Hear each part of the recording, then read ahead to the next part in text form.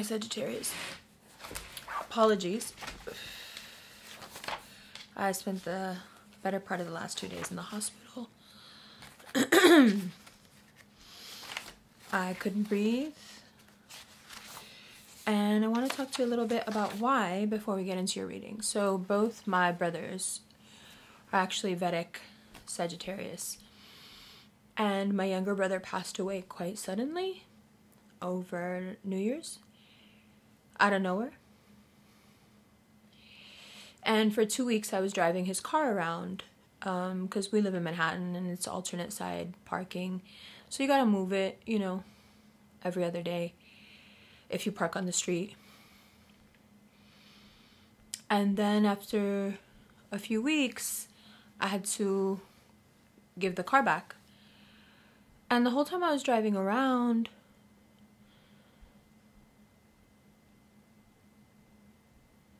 it was cool. I didn't feel like I was attached to the car or anything. And then I had to take it to the dealership to give it back.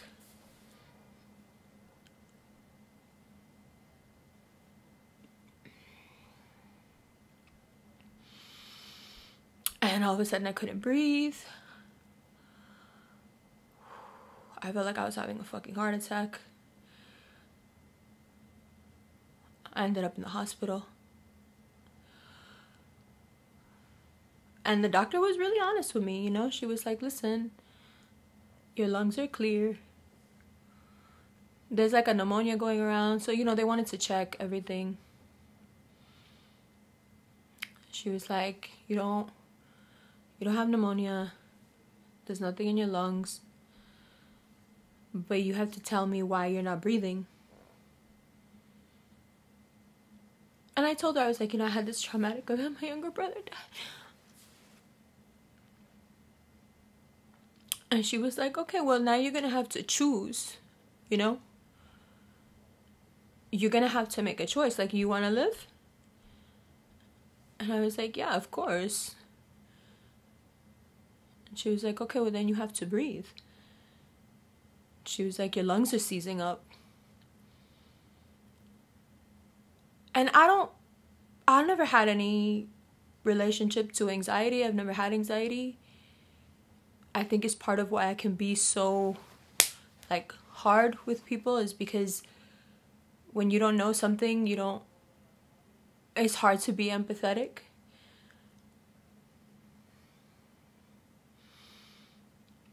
But when they took me in, my heart was racing. They were afraid that I was going to have a stroke, that I was going to have a heart attack. Because even though my mind was okay, my body couldn't take it. It was like giving the car back was like,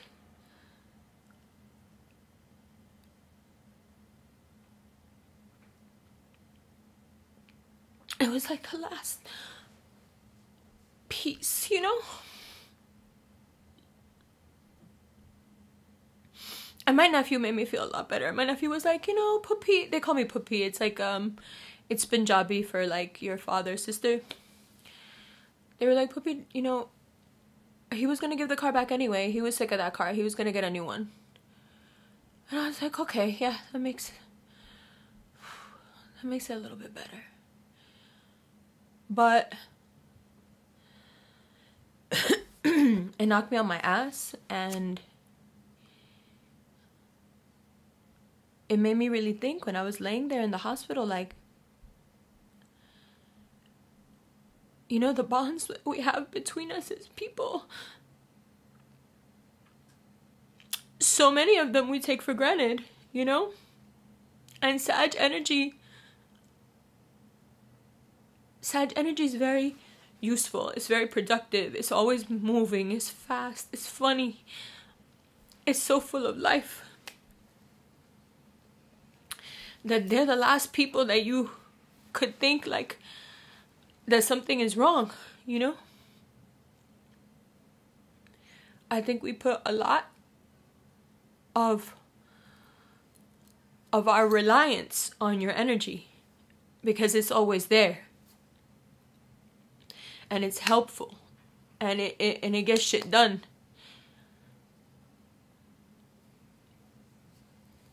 And I've had to, you know, here and there pick up the pieces of like all the things that he used to do for the family. And it wasn't until I started doing that I realized, like, wow, like he was doing so much without ever mentioning it, without ever saying it, without ever making it a big deal, without ever throwing it in your face. Everybody that came to the funeral had a story about a time that he really helped them when they really needed it.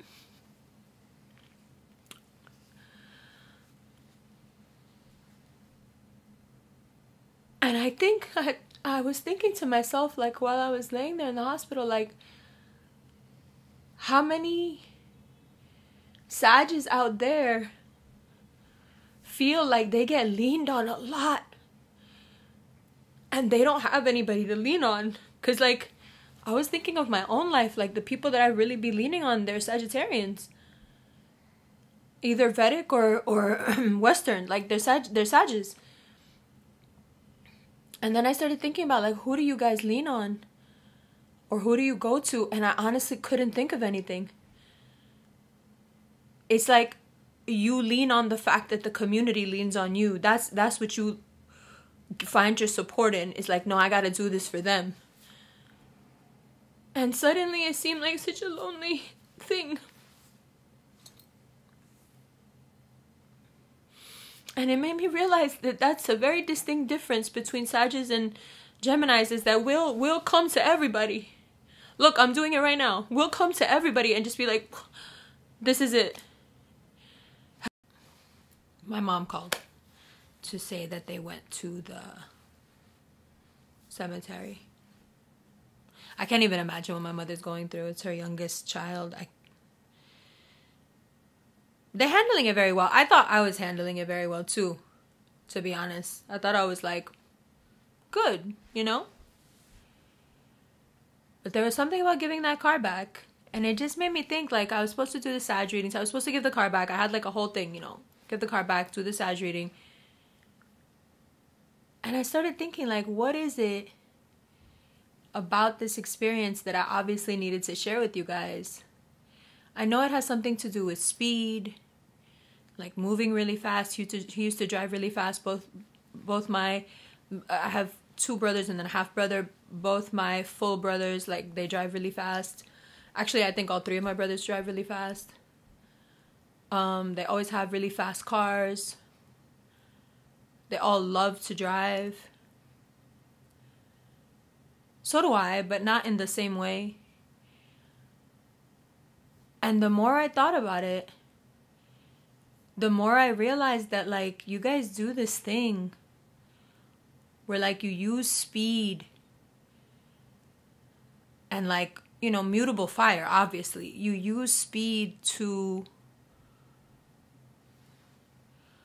keep from seeing a lot. Like, it saves you from having to experience a lot because you just whiz past it.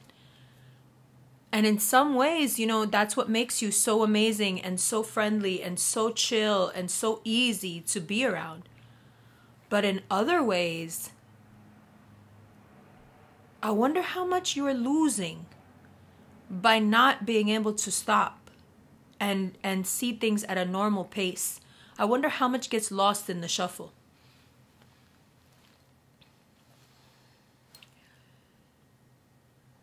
That's enough for me. So, Sag, February 24. Here we are. We made it. We're still alive. It gets easier to talk because your third house, Sag rising, there's a lot going on. It's easy to talk about love. It's easy to talk about life. It's easy to talk about your sex life. Regardless of what it is, you just really want to say your piece. You want your words to be heard. This is about communication. It's about exchanging ideas. Like, think about what you have in your third house. You've got Pluto, the Sun, Mercury, Mars, and Venus. Mercury will be there on the 5th in Aquarius. That's your third house. Mars will be there on the 13th. Venus will be there on the 16th. it's about being tethered. There has to be a reconnect. There has to be an honest attempt at finding commonality. This is the King of Swords, the King of Wands. You are in your full power, but there is some need not just to set the record straight, but to find that connect again, to find that thing, that commonality that you're everyman. That's your energy, right? That's why you can be so many things to so many people, because you're mutable enough in your flame that you can add that flame to whatever and whomever is around. But I think what happens is that in that attempt, sometimes, this is the Queen of Pentacles, in that attempt to find a way to say your piece, sometimes you can move away from reason. And it's really important right now to be reasonable, because the Queen of Pentacles is saying, if you can match your fire with reason, there is money here to be made.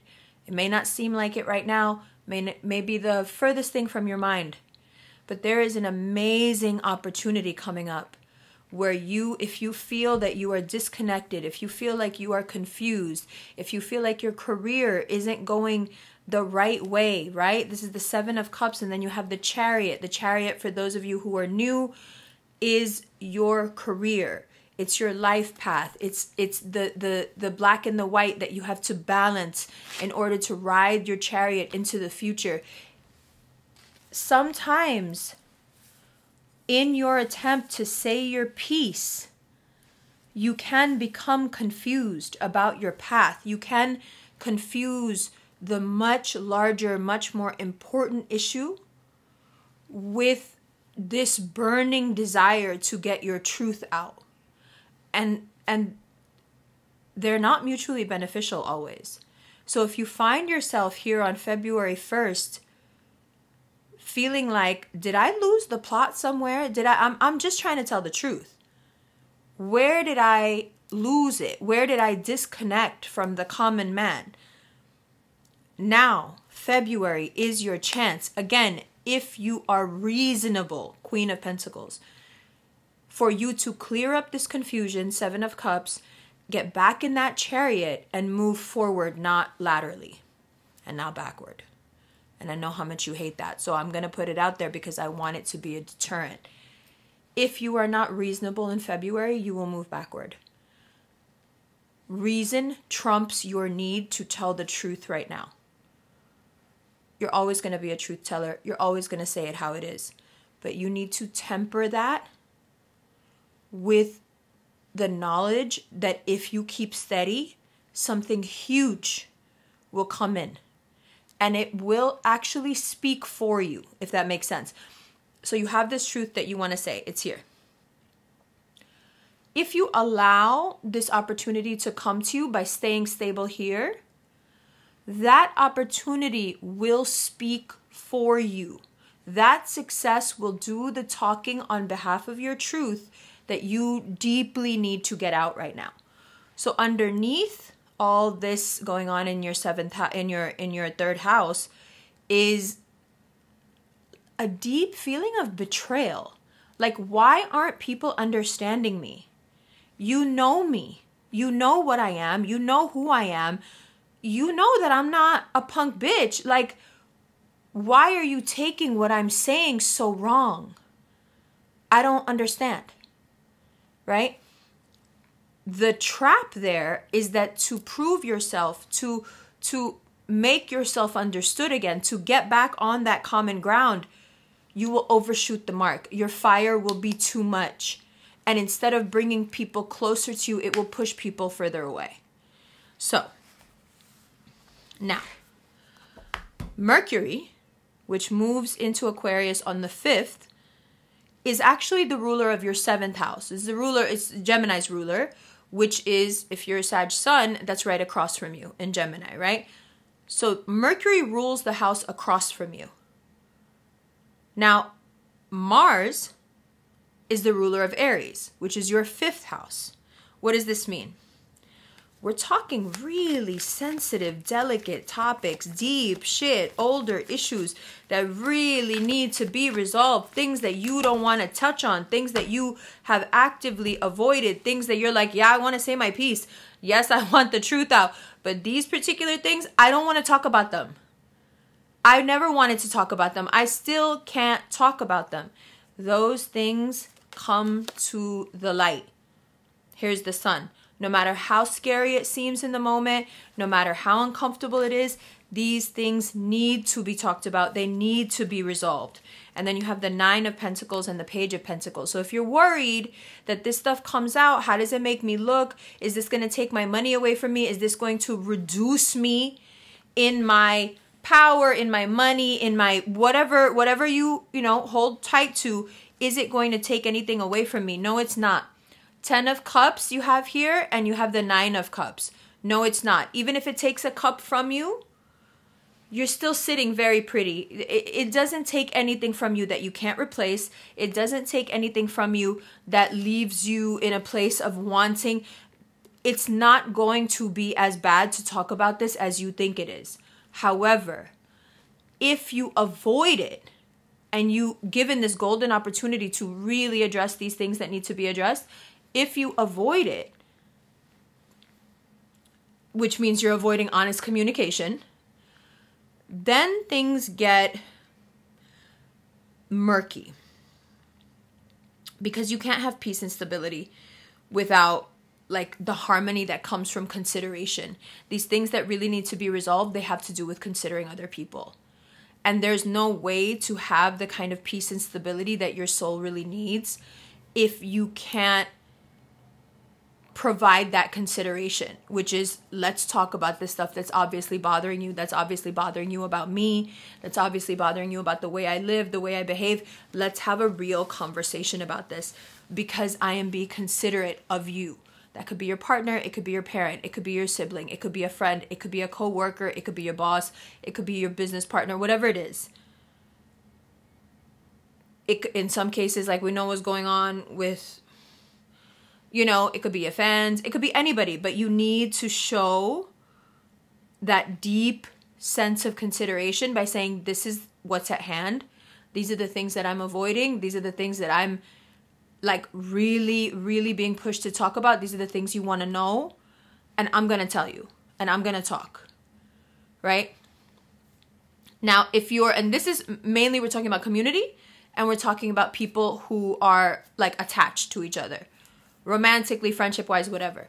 Now, if you are single and you don't have any of this going on with any party out there, then the way this applies to you is that things are just going to get really, really, really spicy.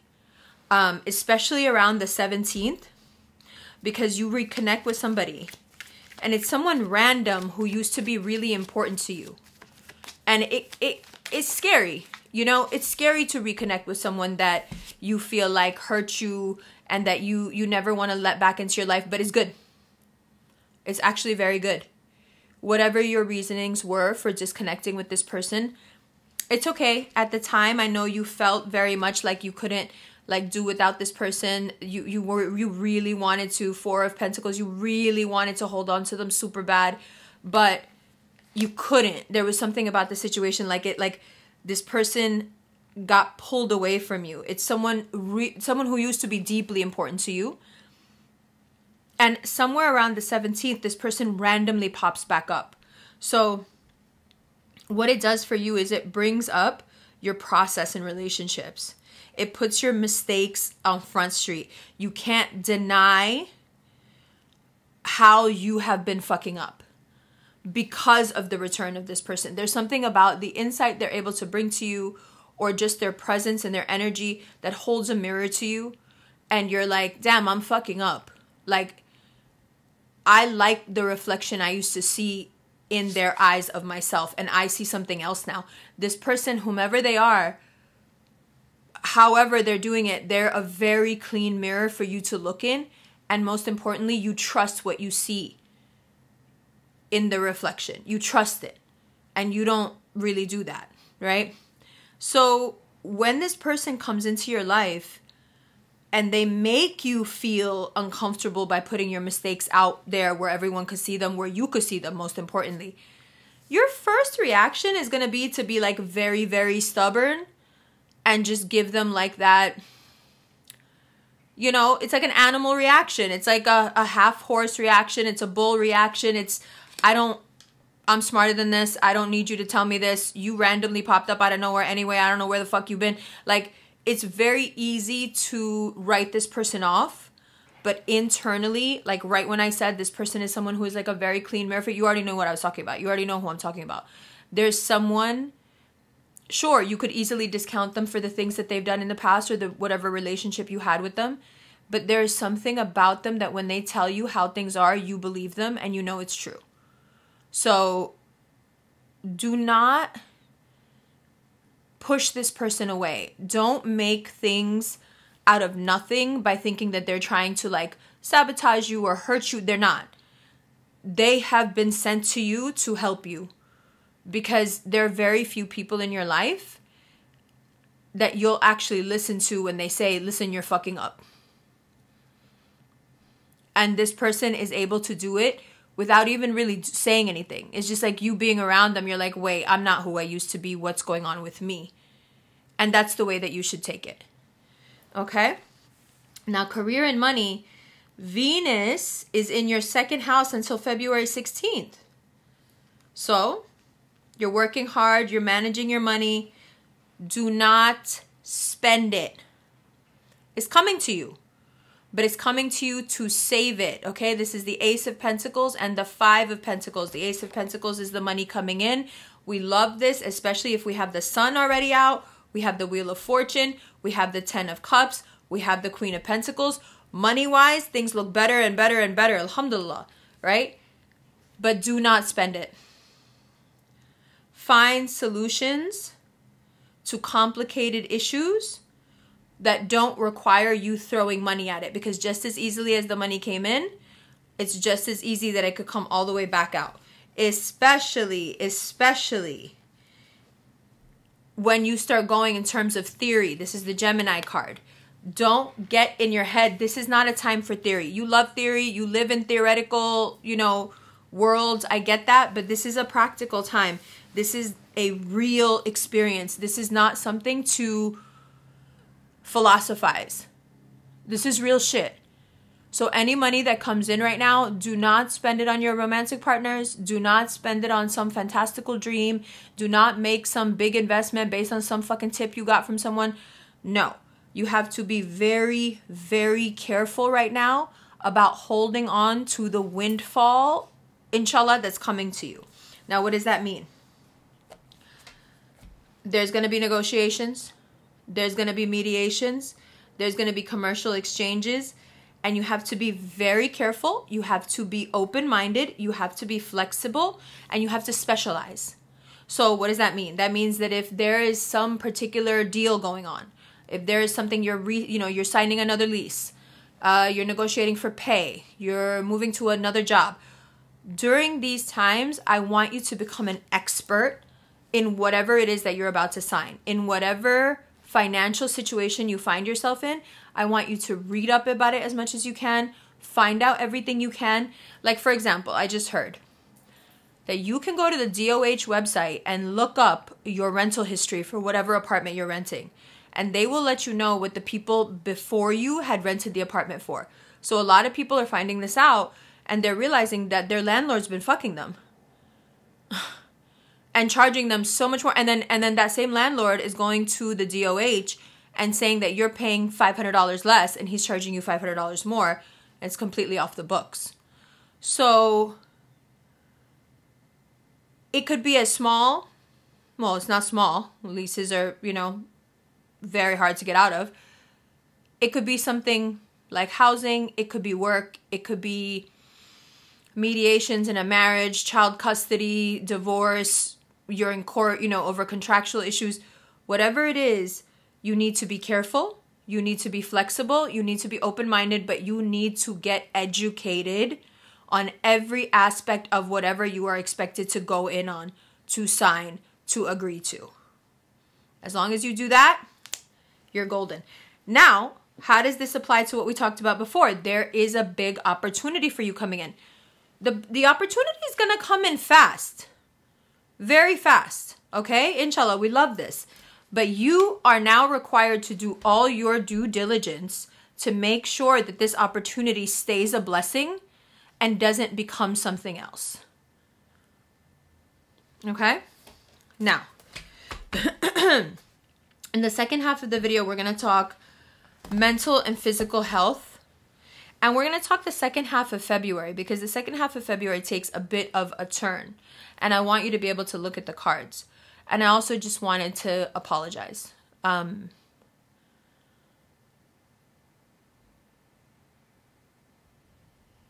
sorry.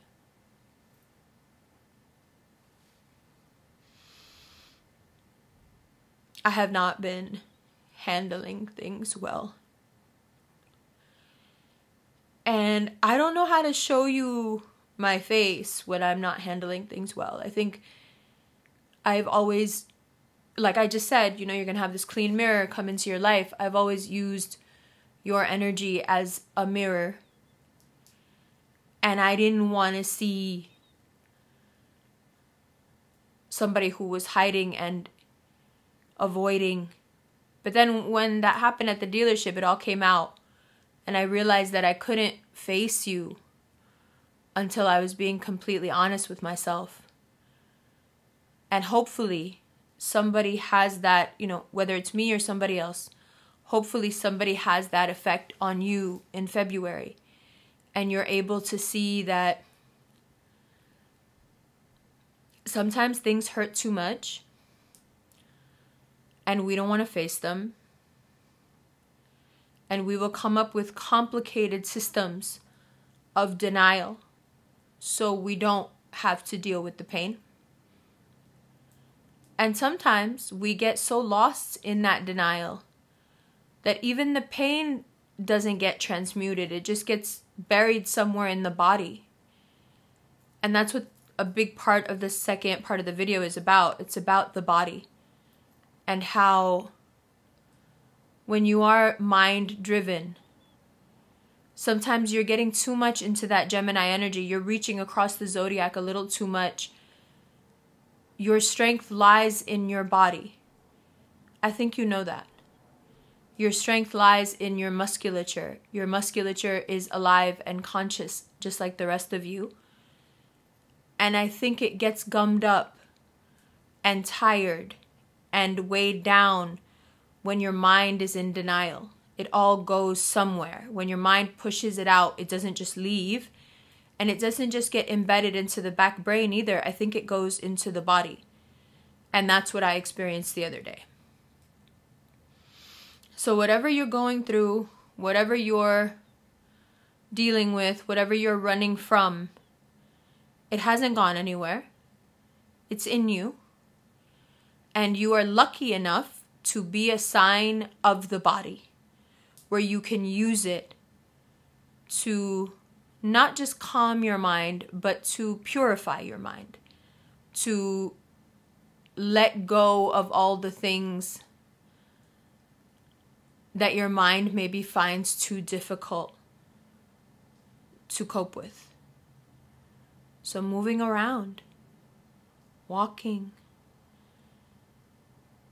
stretching, running. Take a boxing class, take an Aikido class, take a karate class, do something that forces your mind to be quiet while your body sorts things out. Because what I see here is someone standing on the precipice of finding a lot of really great solutions to very complicated, difficult issues. But I also see someone who's really scared because to confront the issues before they can be resolved seems too big, too painful. The whole video was lost. It glitched, it fucked up. But it's saved, and I'm so happy because I don't know if I could be that vulnerable again. So, I love you. Thank you.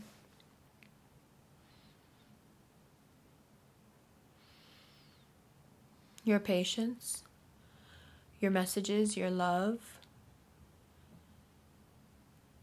It means so much to me.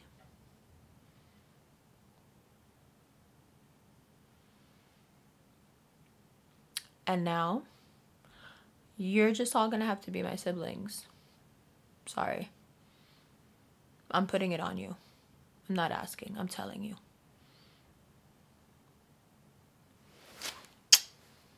Let's look at these cards, yeah?